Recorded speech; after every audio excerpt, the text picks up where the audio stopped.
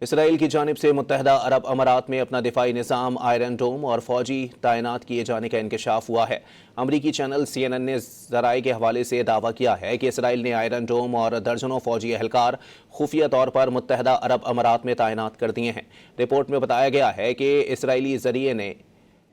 ایکسیوس کی اس رپورٹ کی بھی تصدیق کی ہے کہ اسرائیلی وزیر اعظم نے اماراتی صدر شیخ محمد بن زائد کے ساتھ ٹیلی فونک رابطے کے بعد اسرائیلی فوج کو ہدایت دی ہے کہ وہ متحدہ عرب امارات میں آئرن ڈوم بیٹری اور انٹرسیپٹر عملہ بھیج دیں۔ اسرائیل نے کئی ممالک کے ساتھ آئرن ڈوم کا معاہدہ کیا، البتہ امارات پہلا ملک بن گیا ہے جہاں اسرائیلی دفاعی نظام نصب کیا گیا ہے۔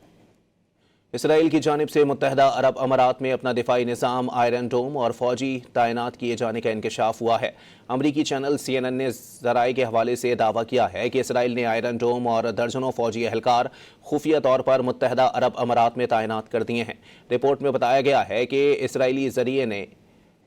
ایکسیوس کی اس رپورٹ کی بھی تصدیق کی ہے کہ اسرائیلی وزیر اعظم نے اماراتی صدر شیخ محمد بن زائد کے ساتھ ٹیلی فونک رابطے کے بعد اسرائیلی فوج کو ہدایت دی ہے کہ وہ متحدہ عرب امارات میں آئرن ڈوم بیٹری اور انٹرسیپٹر عملہ بھیج دیں۔ اسرائیل نے کئی ممالک کے ساتھ آئرن ڈوم کا معاہدہ کیا، البتہ امارات پہلا ملک بن گیا ہے جہاں اسرائیلی دفاعی نظام نصب کیا گیا ہے۔